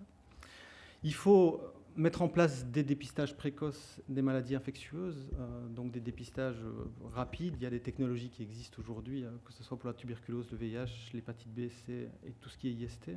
Et donc aller dans la communauté, ne pas attendre que les gens viennent à l'hôpital ou vont chez le médecin, mais offrir ces dépistages au sein même des communautés. Donc les démédicaliser. Et alors, il faut travailler sur tout ce qui est la formation des professionnels de santé, notamment pendant la formation de base, sur des problématiques de santé publique, les pathologies dans les pays étrangers et aussi comment travailler avec une population autre et comment créer du lien, simplement. Sur la santé mentale, alors, souvent, la porte d'entrée de la santé mentale reste le professionnel de santé. Donc il faut investir dans l'accueil, en fait. L'accueil est un élément primordial pour la prise en charge de la santé mentale. Et puis élargir l'offre de services de santé mentale, notamment psychiatriques, et augmenter leur accessibilité. On a parlé un peu des médiateurs interculturels et des interprètes. Ce sont des rôles essentiels qui doivent vivre dans les hôpitaux, mais qui doivent vivre aussi dans la médecine générale de première ligne, et même quelque part dans la santé communautaire. Et il faut clairement aussi une meilleure coordination entre les médecins et les psychologues pour qu'il y ait quelque part des flux d'informations entre ces deux lignes de soins. Et de nouveau, un volet formation important pour intégrer ce volet-là dans la prise en charge. Les conditions socio-économiques, les conditions de vie, c'est quelque part un peu en dehors du mandat de Médecins du Monde, mais c'est évidemment essentiel. C'est dire que chaque action de lutte contre la pauvreté est bénéfique pour la santé. Globalement, chaque action contre l'exclusion sociale a un impact sur la santé. Et donc ça, il faut répéter à tous les décideurs, c'est que c'est important de travailler sur l'inclusion des impacts de santé de toutes les politiques de lutte contre la pauvreté et l'exclusion sociale. Donc c'est des systèmes de logement, créer des opportunités de travail, etc. etc. Donc la phrase en dessous, c'est du néerlandais, qui est la deuxième langue de Belgique, et qui dit simplement la maladie rend pauvre, mais la pauvreté rend malade aussi. Et donc il faut évidemment travailler sur l'entièreté des politiques publiques pour réduire les inégalités sociales. Et sur l'accès difficile, globalement, nous, ce qu'on demande aux décideurs et notre plaidoyer, c'est le droit à la santé, c'est-à-dire qu'il faut, premièrement, une couverture maladie universelle pour tous, c'est-à-dire un système qui permet l'intégration dans le système de santé et que les barrières financières ne soient pas un obstacle. Donc c'est quelque chose qui est très, très porté par l'agenda international, cette couverture universelle, surtout dans les programmes de coopération internationale, mais finalement qui n'existe plus trop en Europe, paradoxalement. Donc on a parlé de l'Espagne qui a fait une grosse régression par rapport à leur système de santé en excluant les personnes en situation irrégulière. La Belgique est un exemple aussi où l'accès aux soins pour les migrants en situation régulière est très compliqué. Et donc, on demande vraiment qu'il y ait l'intégration de tous les publics, qui ait un accès aux soins pour tous, avec une couverture maladie universelle. Deuxièmement, une fois qu'on sait qui paye quelque part, c'est important d'avoir une approche et une offre de soins adaptée aux publics défavorisés. Donc il faut savoir aussi qu'il y a pas mal d'auto-exclusion dans les publics défavorisés. Donc c'est des gens qui, pour des raisons notamment de confiance ou des problématiques de santé mentale, ou ce qu'on appelle le double diagnostic, c'est-à-dire des problèmes de santé physique et de santé mentale, s'auto-excluent. Donc ne vont pas à l'hôpital ou quelque part restent dans un endroit où ils se sentent bien. Et donc il faut que les professionnels de santé sortent de leur institution, aillent vers les gens. On a appelé ça quelque part un niveau 0,5. Donc c'est un nouveau niveau dans la pyramide du système de santé. C'est-à-dire c'est entre le communautaire et la première ligne. C'est des gens qui font le lien entre la communauté, le lieu de vie des gens, et le système de première ligne. Il faut être mobile, même parfois avec des véhicules. Médecins du Monde a une grande expérience avec des bus médicalisés. Et il faut des services d'accueil et d'orientation à bas seuil et gratuits. Et puis, une fois qu'on a ça, pour que vraiment qu'il y ait un accès aux soins complet, il faut aussi adapter l'offre de soins. Parce que si on a la couverture, on sait qui paye, on va chercher les gens, mais il faut que l'offre de soins soit adaptée et qu'elle puisse prendre en charge les migrants avec toutes leurs composantes, c'est-à-dire souvent des problématiques médicales, mais aussi sociales, juridiques et psychologiques. Et donc avoir notamment un des acteurs importants dans le système de première ligne, c'est des services de traduction et de médiation interculturelle pour que le lien se fasse entre le professionnel de santé et la personne. Voilà, l'objectif de cette présentation, c'était de mettre un peu en perspective les inégalités sociales de santé, d'analyser pourquoi les migrants auraient des problématiques spécifiques par rapport aux inégalités sociales de santé et de trouver certaines perspectives. Donc je pense que si on travaille sur ces 4 volets, on arrive à créer des systèmes plus inclusifs et en tout cas plus justes pour arriver à un accès aux soins universels et surtout que les migrants soient plus intégrés dans le tissu social au niveau général. Merci beaucoup.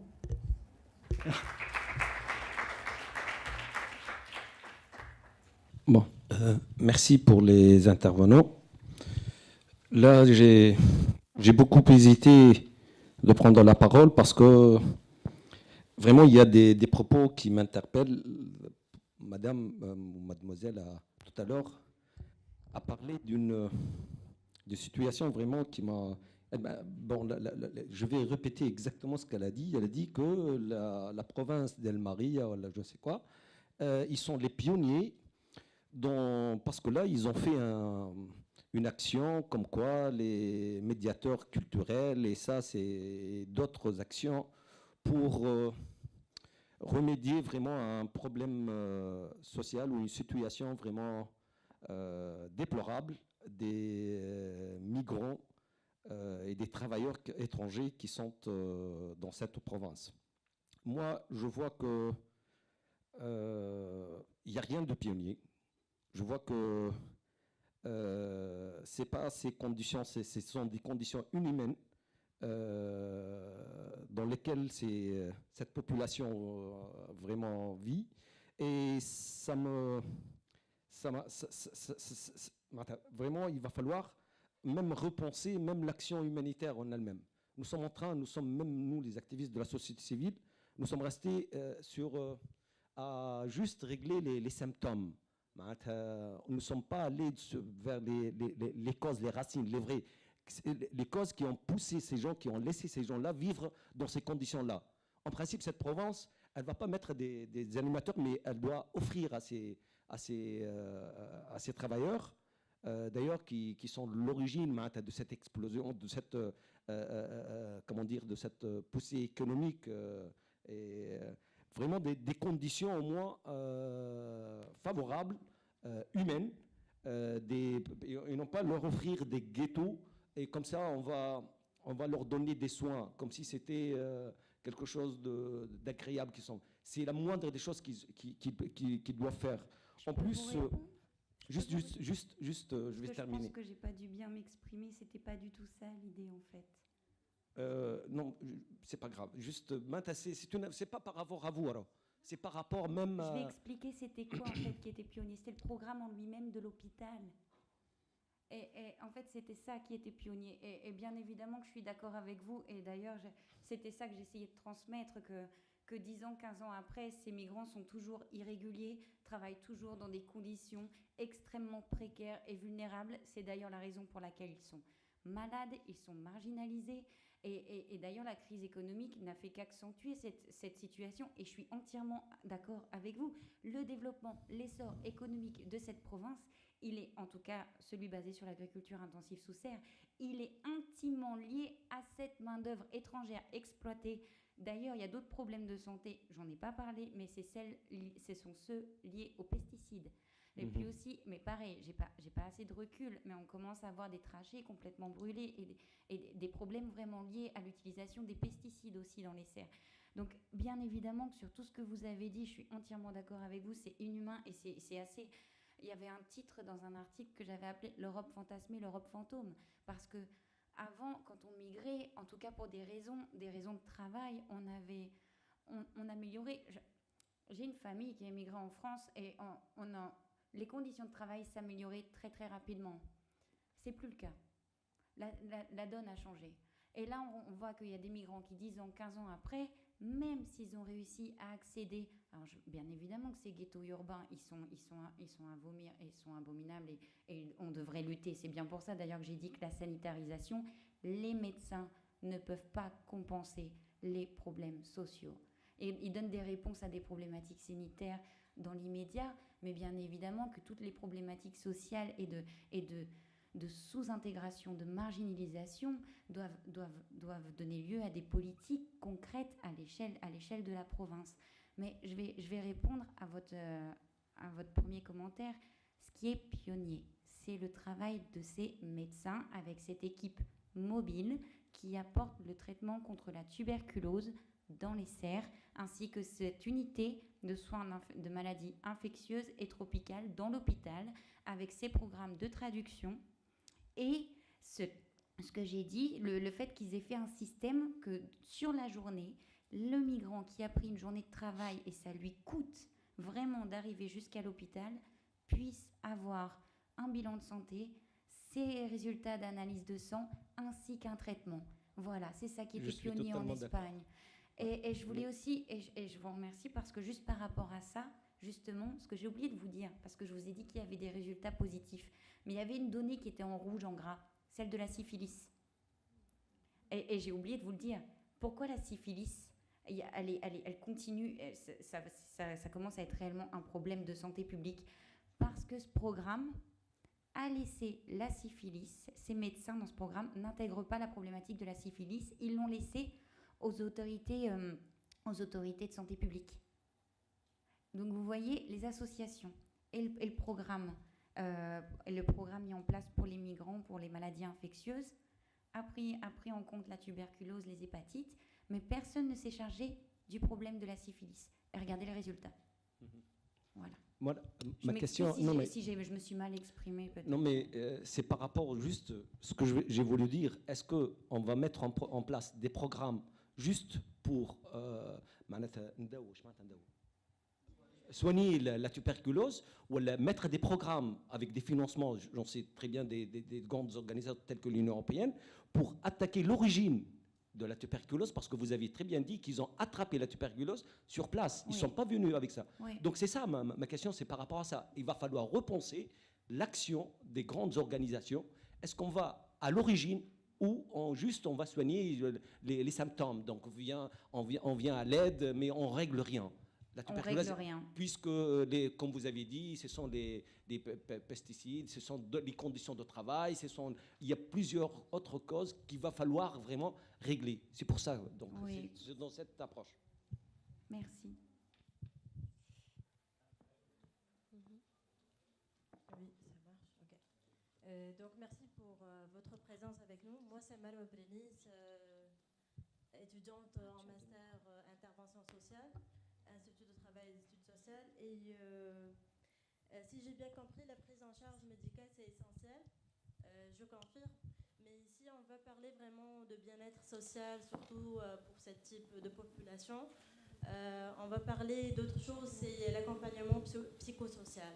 Donc ici, ma question, c'est concernant les types des interventions psychosociales. Est-ce qu'on peut parler de l'orientation juridique, l'orientation, la sensibilisation? Et je veux bien savoir, est-ce que cette intervention, est-ce que c'est provisoire ou bien ça dure avec le temps?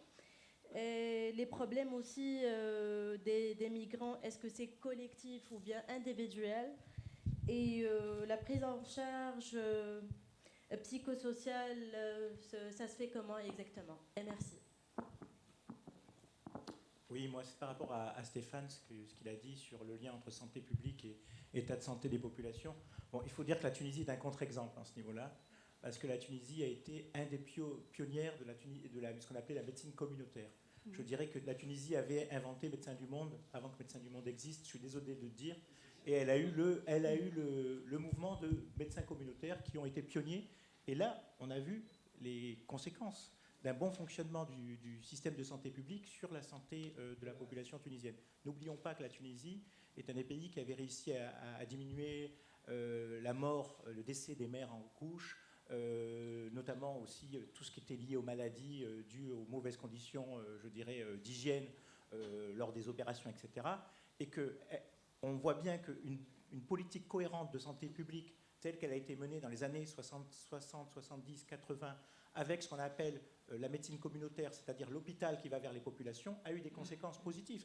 Et que la Tunisie, si elle a eu des indicateurs positifs par rapport à beaucoup de pays de la région dans le domaine de la santé publique, c'est parce qu'il y avait une politique qui était réfléchie, parce qu'il y avait des médecins qui sortaient des hôpitaux, des médecins, je dirais, qui étaient liés d'ailleurs souvent à un grand syndicat qui s'appelait l'UGTT, et qui étaient volontaristes, qui acceptaient à l'époque de gagner moins pour travailler plus, si je puis dire, pour les populations locales. Donc on voit bien que quand il y a une politique publique volontariste d'un État, il y a bien des effets sur la santé, au-delà des autres indicateurs sociaux. Et que la crise que subit aujourd'hui la Tunisie dans le domaine de la santé publique, c'est parce que, quelque part, on a renoncé à cette politique volontariste de santé publique, et que c'est sûr que la Tunisie n'est plus aujourd'hui pionnière. Donc ne sous-estimons pas ce que j'appellerais les politiques publiques de santé, puisque la Tunisie, quand on fait l'histoire de ce pays en termes de politique de santé, elle a été un État qui a développé la santé communautaire sans passer par les ONG, mais je dirais que ces ONG, c'était l'État qui les développait lui-même.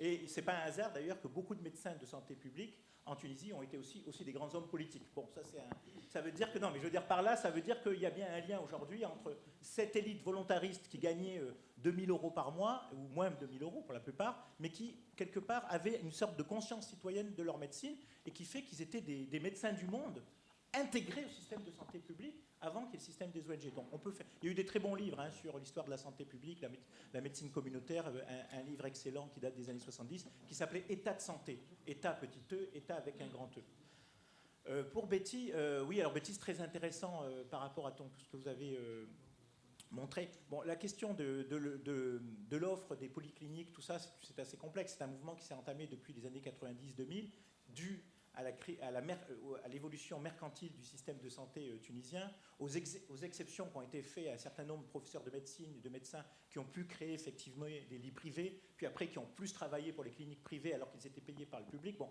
tout ça fait que toute cette offre complexe est due aussi à une histoire.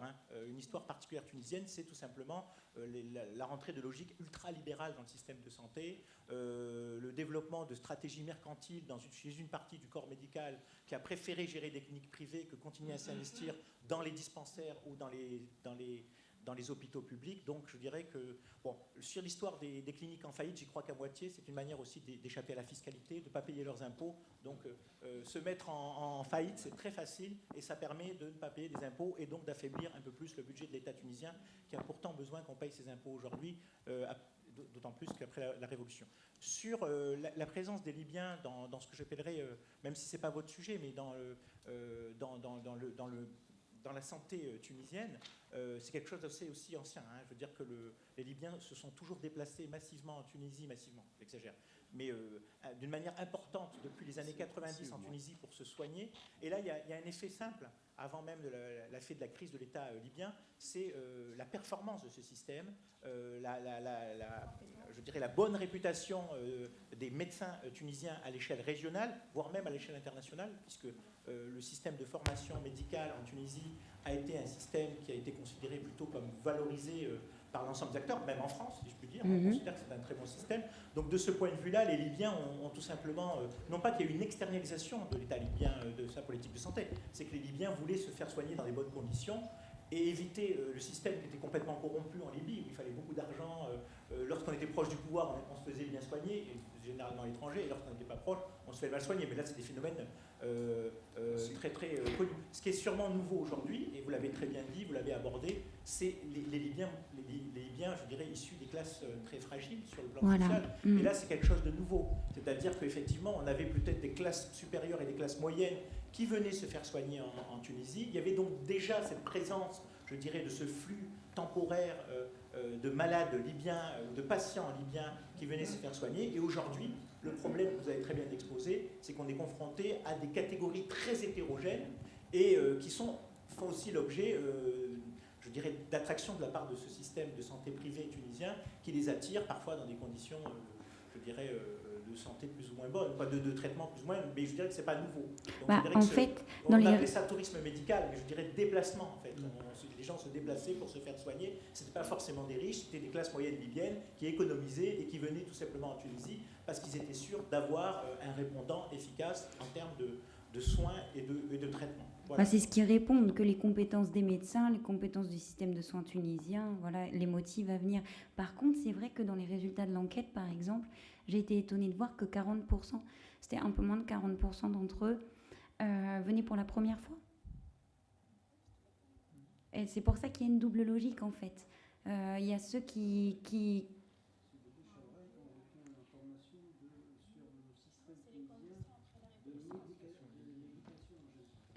Alors, il y a évidemment le bouche à oreille, mais en fait, il y avait une question relative à ça. On leur demandait souvent... on leur demandait qu'est-ce qui vous a permis de trouver la première personne rencontrée, et ils pouvaient répondre un proche, un ami ou un membre de la famille. Enfin voilà ce que vous dites. Mais c'était pas, j'ai pas, je vous dis c'est frais, donc j'ai pas encore toutes les données en tête. Mais c'était kiff avec les guides. Donc voilà, c'était juste ça. C'est le fait qu'il y ait vraiment un nombre important d'enquêtés qui venaient pour la première fois. Et aussi le système des guides, que finalement il y a un bouche à oreille. Évidemment en Libye on leur dit en Tunisie les médecins sont compétents, les polycliniques t'offrent vraiment une bonne qualité de soins et ils vous le disent, mais c'est vrai qu'on a l'impression qu'ils sont nombreux à arriver et dire voilà, je découvre un peu quoi. D'accord. Mais juste peut-être pour y réagir, donc globalement, moi, mon utopie, c'est que Médecins du Monde disparaisse, donc je suis très content que le gouvernement tunisien ait été pionnier par rapport à ça, et j'espère qu'on maintiendra au plus possible ce volet communautaire et préventif, ou en tout cas l'inclusion dans toute politique publique en fait, de l'impact santé, qui me semble essentiel. Sur la question sur l'accompagnement psychosocial, alors, globalement, je parlais des activités plus en Europe, mais on est en développement sur le projet tunisien, donc la coordinatrice est dans la salle, donc elle pourra vous parler plus sur le volet tunisien. Donc l'accompagnement psychosocial, il peut se faire en lieu fixe dans une consultation individuelle pour rendre effectifs des droits, donc expliquer des droits aux gens.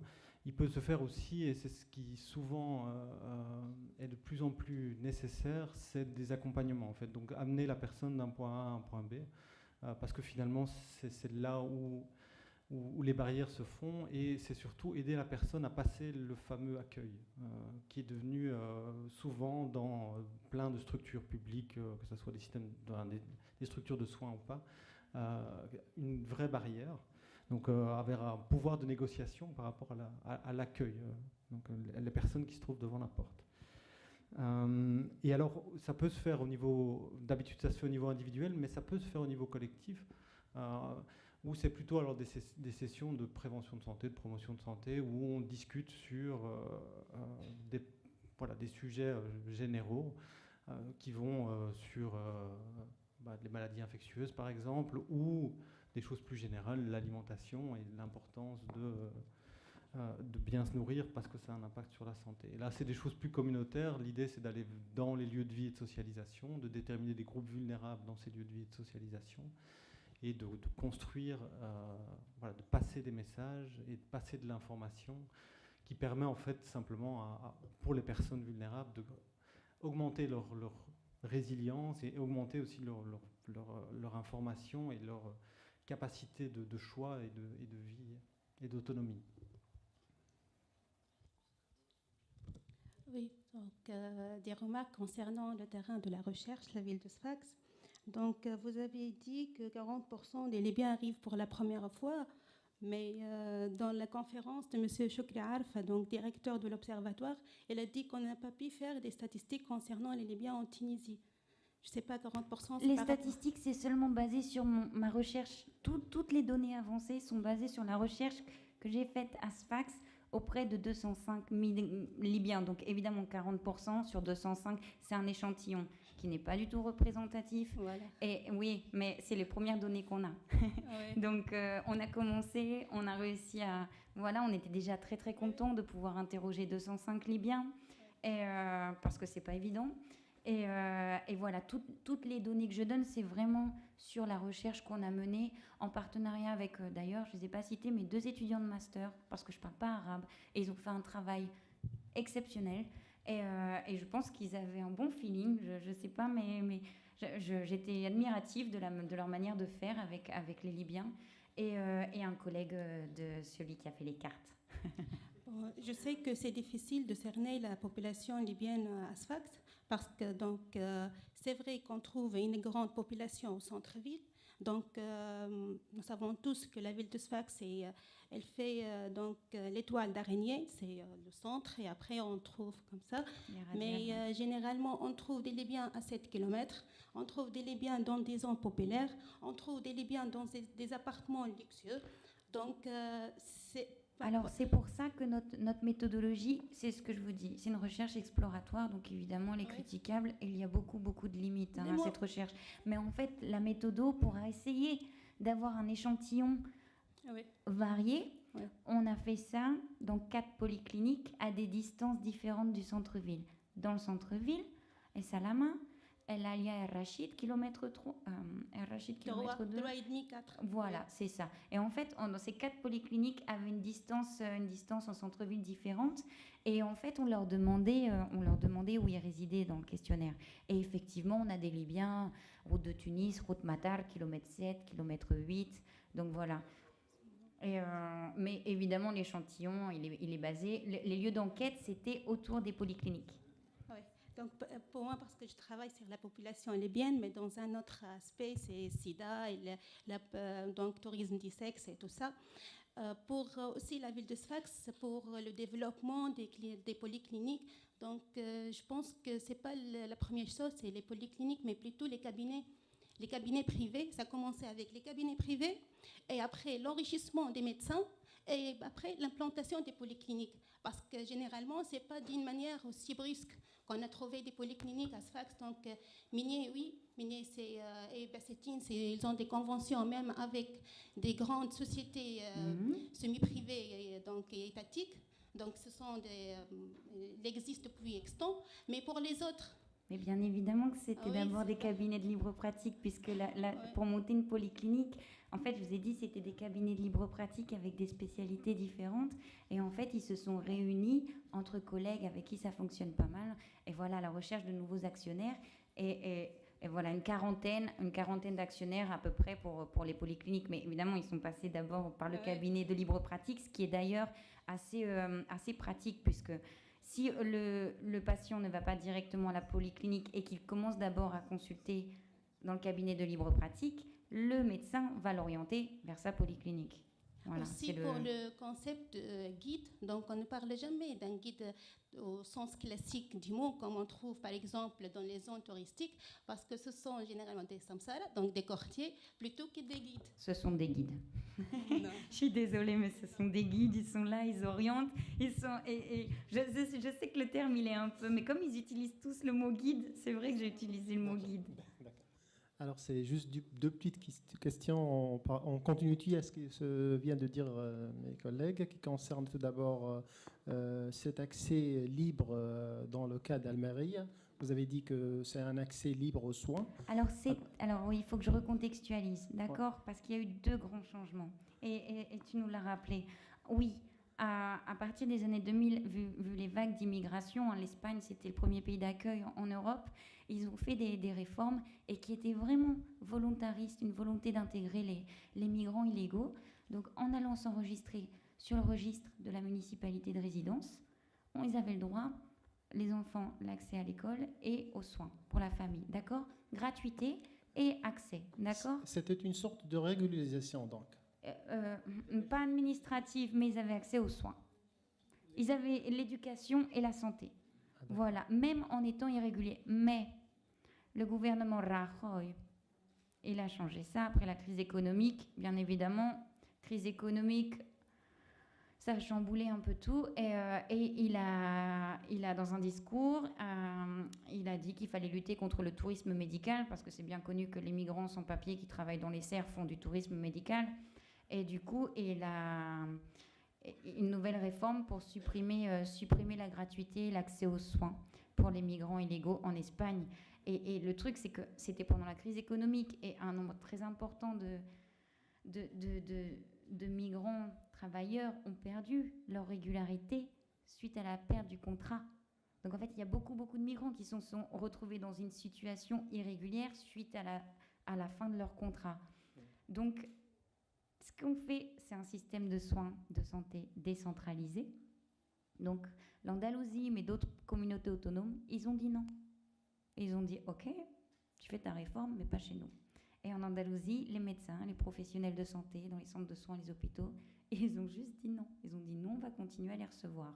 Sur le terrain, c'est un peu une pagaille, parce que ils continuent à les recevoir, mais c'est compliqué. Et les migrants, eux, entendent qu'ils n'ont plus accès. Donc il faut continuer à leur dire si, vous pouvez continuer à y aller, c'est toujours gratuit, vous avez accès aux soins. Mais voilà, il y a eu une réforme de santé. Il est revenu dessus il y a quelques mois. Mais en soi, il est revenu dessus oralement, mais il n'est pas revenu administrativement sur sa réforme. Alors, juste une toute petite question qui concerne la technique d'échantillonnage sur le cas de Sfax. Donc ça a été une technique de boule de neige ou ça a été... Non, pas boule de neige. Ah, parce que pas boule de neige, on avait 4 sites. On l'a spatialisé, en fait, l'échantillonnage, en choisissant 4 polycliniques, comme j'ai dit, à des distances différentes du centre-ville. Et puis, on se promenait autour des polycliniques. Voilà. Et puis, pharmacie, les cafés, mais pas boule de neige, parce qu'on ne demandait pas le contact d'un individu pour en avoir un autre. Non, c'était toute la journée. On attendait et on a interrogé les gens dans la rue. Alors, les guides c'est les patients eux-mêmes qui nous en ont parlé. Parce qu'on leur demandait comment avez-vous trouvé le premier médecin ou la première polyclinique. Est-ce que c'était un ami, réseau familial, guide, comment? Et c'est eux qui répondaient par un guide. On n'entend pas.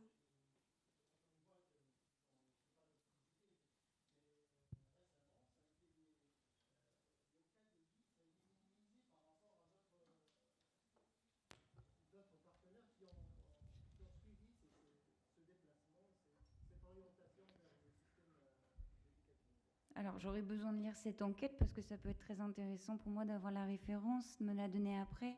Mais moi, je donne juste c'est les patients, enfin les Libyens eux-mêmes qui ont répondu ça. J'étais étonnée aussi. Je pensais plutôt, ce qu'a dit le monsieur derrière vous, aux bouche à oreille, au réseau familial, aux voisins, à la famille. Mais comme pour nombreux sont ceux qui venaient pour la première fois, vous voyez. Donc peut-être que voilà, ils ont eu. C'est les résultats de ce petit échantillon. Je vous ai dit, c'est un chantier. Il faudrait continuer et le faire dans d'autres villes, d'ailleurs.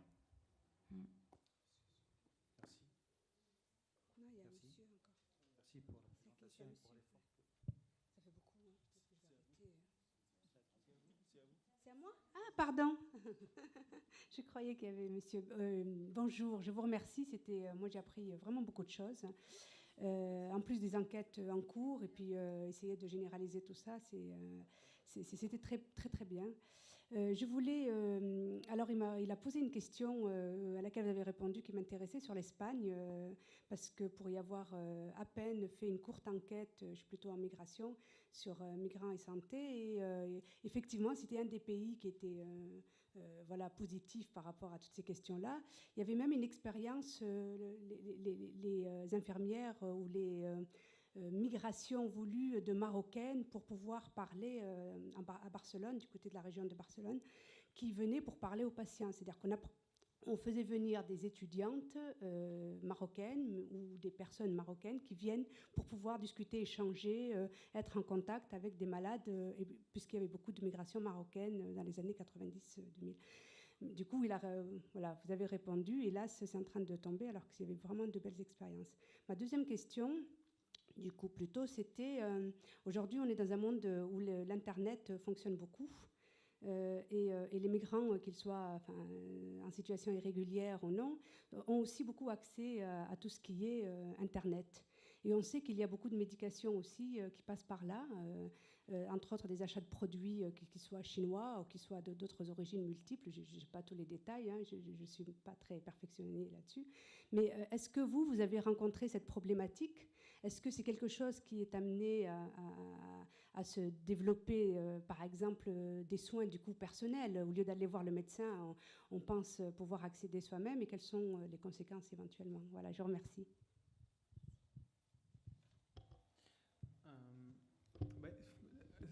C'est évidemment en effet donc les migrants bougent d'un pays à l'autre, mais ils vivent dans notre temps, donc ils ont en effet accès à Internet, à des smartphones, à toute une série de technologies. Alors, de manière générale, pour les professionnels de santé, la technologie amène des interférences. Le patient s'informe d'abord sur Internet et puis il va chez le médecin, donc il conteste son médecin en disant j'ai lu ça sur Internet, etc. etc. Donc il y a toute une évolution, et c'est vrai pour les médecins, c'est aussi vrai pour les professeurs, etc. etc. Donc les systèmes d'information qui se trouvent sur Internet, c'est sûr que ça demande d'éducation aux personnes qui utilisent Internet, mais aussi une adaptation en fait de savoir comment gérer pour le professionnel de santé ce type de ce type de propos avec des patients qui deviennent de plus en plus informés avec une information qui n'est pas toujours correcte, mais quand même, qu'il y a quand même de l'information qui circule. Alors, peut-être juste sur après ça, c'est des outils évidemment passionnants pour amener la continuité des soins, pour diffuser des messages, pour faire de la promotion de santé. Hein. Il y a des exemples qui peuvent très bien fonctionner avec des réseaux sociaux pour passer des messages de santé. Donc ça, je pense qu'il y a moyen d'utiliser ces outils vraiment pour travailler au niveau de la santé. Que ce soit en communauté avec des réseaux sociaux ou en individuel, pour rappeler à des hypertendus qui doivent prendre leurs médicaments ou d'un diabétique, etc., etc. Donc il y a tout ce volet-là qui est encore, à mon avis, encore à développer de manière forte. Une des utilisations que nous, on en fait, notamment d'Internet, c'est on utilise des médiateurs interculturaux via Skype. C'est pas Skype, mais donc la personne n'est pas dans le lieu de consultation, mais elle est ailleurs et on la contacte. Et ça nous permet en fait d'avoir une consultation. Et en fait, l'écran permet une dynamique intéressante entre le soignant et le soigné, parce qu'il y a quelqu'un, mais il n'est pas là. Donc c'est beaucoup plus intéressant dans la relation que quand il y a la personne physique. Là. Donc ça, c'est vraiment une utilisation de la technologie. Après ça, sur ce que vous aviez dit aussi, le danger, c'est les commandes de toute une série de produits sur l'Internet. Nous, sur les maladies infectieuses, ce qu'on voit là, c'est la tendance de tout ce qui est autotest, c'est-à-dire donc c'est même plus le test rapide fait par quelqu'un de formé, mais c'est des tests pour le VIH, pour les hépatites, pour les syphilis ou autres, qui sont faits par la personne elle-même. Je pense qu'il faut, voilà, ça existe, donc autant légiférer le plus vite possible pour pouvoir l'inclure dans un des outils existants et pouvoir informer la population en disant, voilà, oui, l'autotest existe, mais sachez que ça a ses propres limites et que ça ne veut pas dire que si vous êtes positif par rapport à l'autotest, vous êtes spécifiquement, enfin, positif pour le VIH, mais par contre, l'inverse est vrai aussi. Donc, si vous êtes négatif, ce n'est pas des tests qui sont 100% fiables. Donc voilà, je trouve ça important que, voilà, que tout le monde évolue en même temps et que donc on ne peut pas finalement difficilement contrecarrer ces évolutions-là. Et je sais que par exemple en France, il y a un texte de législation qui est en train de se préparer sur les autotests. Et donc c'est intéressant, ça va. Oui, je pense que c'est autorisé et c'est encadré, et donc avec des messages en disant voilà, ça existe, mais voilà les limites. Et donc voilà, je pense que c'est des évolutions intéressantes. En Belgique, on est encore toujours à savoir si les tests rapides, ça doit se faire par des médecins ou pas. Donc on est un peu au Moyen-Âge du dépistage.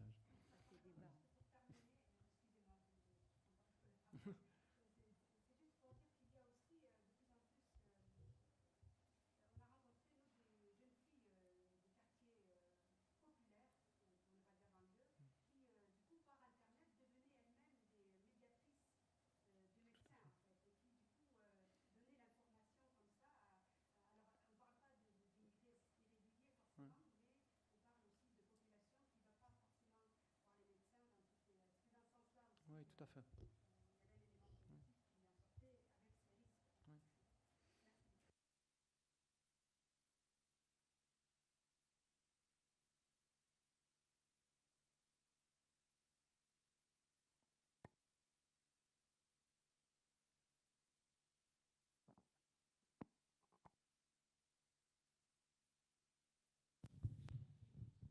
Allô?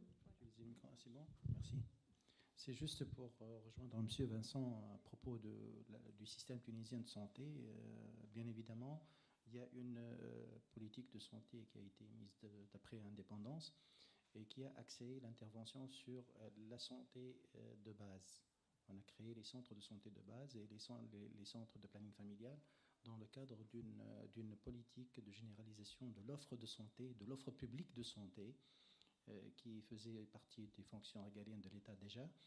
Et ce système, il a fonctionné durant les années 70, 80, 90, jusqu'aux années 2000, où on a commencé à libéraliser le système économique dans le pays, d'après l'ajustement structurel, et l'intervention du privé, comme vous l'avez déjà annoncé, comme vous l'avez déjà décrit, une intervention progressive des médecins qui se sont lancés dans les affaires économiques.